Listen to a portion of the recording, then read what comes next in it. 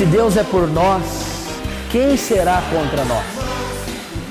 O Senhor é a nossa luz, é a minha luz, é a sua luz, é a nossa luz, é a nossa salvação. A quem temeremos? Meu irmão, eu queria acolher você. Deus abençoe pela sua vida, por você estar acompanhando esse programa Jesus Vive, que tem a missão de levar até você a palavra de Deus, Jesus vivo, ressurrecto no nosso meio. Eu queria convidar você a compartilhar, seja no Facebook, a divulgar este programa que tem o objetivo e o intuito de evangelizar, de fazer com que mais pessoas tenham a experiência, conheça, experimente, tenham uma vida íntima e pessoal com Jesus, que não é um Jesus pregado na cruz somente, mas é um Jesus que ressuscitou, Jesus vivo, o nosso Senhor, o nosso Salvador. E nós estamos falando sobre a oração, a importância da oração, a vida de oração, o estar com o Senhor na oração. E hoje, meu irmão e minha irmã, nós queremos aprender a orar, olhando para o ministério de Jesus. A palavra de Deus em Lucas, no capítulo 6, no versículo 12, está escrito: naqueles dias, Jesus retirou-se a uma montanha para rezar e passou aí toda a noite orando a Deus. Ao amanhecer, chamou seus discípulos e escolheu 12 dentre eles, que chamou de apóstolos. Palavra da salvação. Glória a vós, Senhor. Meu irmão, e no programa de hoje nós queremos meditar sobre isso. Nós queremos aprender com Jesus a orar, a olhar para Jesus e na nossa vida também buscar esta vida de oração. E por que eu digo aprender com Jesus? Sabe por quê? Quando nós pegamos os evangelhos, nós percebemos que nos grandes momentos da sua vida, Jesus orou. Aqui, por exemplo, em Lucas, no capítulo 6, diz que Jesus retirou-se a uma montanha para rezar e passou a noite orando em vigília. E por que Jesus fez isso? Porque ele precisava escolher 12 apóstolos. Depois de passar toda a noite em oração, Jesus então escolhe 12. Por isso, nos momentos importantes da sua vida, dentro do seu, olhando para o ministério de Jesus, Jesus orava. Quando foi escolher os 12 apóstolos, Jesus orou. E agora, meu irmão e minha irmã, olhando para a minha vida, olhando para a sua vida, olhe para a sua vida agora, para a sua vida de servo, para a sua vida de pai, de mãe, para a sua vida profissional, olhe para o seu dia a dia e perceba, será que nos momentos importantes da nossa vida, nós estamos orando, nós estamos escutando o Senhor, nós estamos atentos àquela voz, aquele impulso que tem que direcionar a nossa vida, que é a voz de Deus? A nossa vida é feita de escolhas. Quando Jesus precisou escolher os 12, ele ficou a noite inteira em vigília e em oração, porque era um momento importante para a sua vida. Jesus orou. Quando você vai fazer escolhas na sua vida, você tem orado, você tem escutado, você tem falado com Deus? Ou conforme a sua vontade, conforme aos apetites da sua carne, aos seus desejos, você tem escolhido as coisas. E deixa eu dizer, quando eu e você escolhemos as coisas pela nossa própria vontade, sem ouvir, sem escutar, sem orar a Deus, a vida é feita de escolhas. E quando nós escolhemos de uma forma errada, nós sofremos as consequências. Então, nos momentos importantes da sua vida, Jesus orou. Quando ele foi escolher os 12, ele orou. Ele escutou, e depois de passar a noite inteira em oração, então ele escolhe, porque era importantíssimo, eram os 12 apóstolos, eram as colunas da igreja. Por isso ele ora, por isso ele escuta o Pai.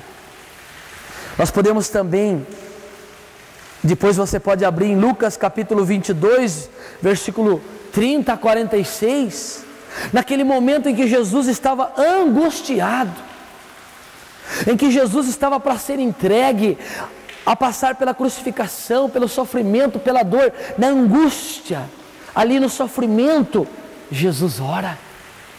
Jesus olha para o Pai e diz: Pai, afasta de mim este cálice, mas não se faça a minha vontade, mas a sua. No momento de dor, no momento de sofrimento, no momento de angústia, Jesus se coloca em oração. Meu irmão, existem momentos na nossa vida que nós estamos passando por angústia, que nós estamos passando por sofrimento, que nós estamos passando por dor, e é preciso então se colocar em oração e dizer: Senhor, afasta de mim este cálice, mas não se faça a tua vontade, mas não se faça a minha vontade, mas a tua vontade, Senhor.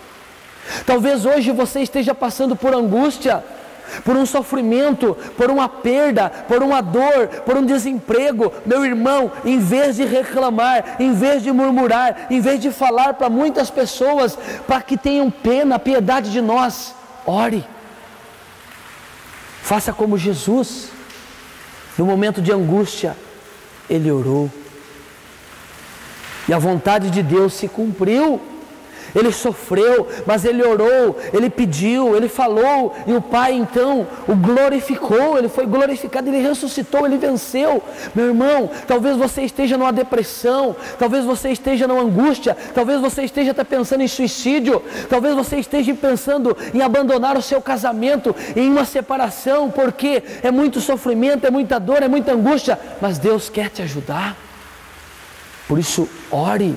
Jesus orou no momento de angústia. Se coloque na presença de Deus. Só Ele pode te ajudar, só Ele pode te levantar. E aquele que está em vós é maior do que aquele que está no mundo. Deus está em ti, o Espírito Santo está em ti. Também a palavra de Deus diz que na sua morte Jesus orou. Veja momentos importantes da vida dele, dentro do seu ministério, ao escolher os apóstolos, ao passar pela angústia e na hora da morte. Por exemplo, Lucas capítulo 23, lá no capítulo 23, Lucas vai relatar para nós, no versículo 46, Jesus a caminho da cruz, e no versículo 46 está escrito: Jesus deu então um grande brado e disse: Pai, nas tuas mãos eu entrego o meu espírito. E expirou. No último momento, Jesus ora. Jesus quer nos ensinar a ser homens de oração, mulheres de oração, jovens de oração, cristãos de oração.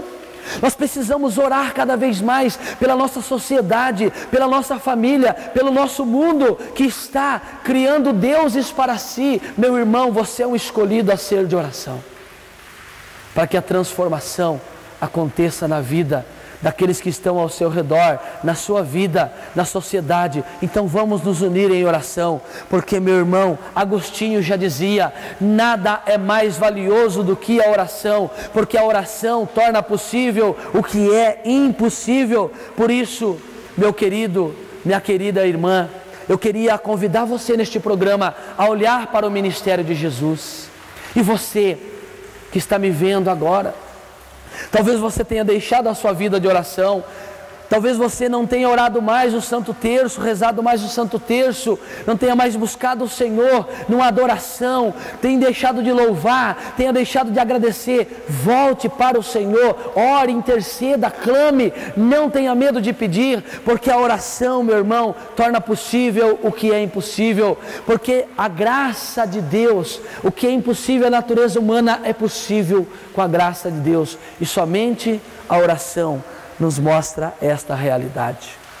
Então eu queria concluir este programa de hoje olhando para o ministério de Jesus. Leia os evangelhos, perceba nos evangelhos os momentos em que Jesus ora, os momentos em que Jesus se coloca em oração. Pelo menos 25 vezes aparece nos evangelhos a palavra oração ligada a Jesus.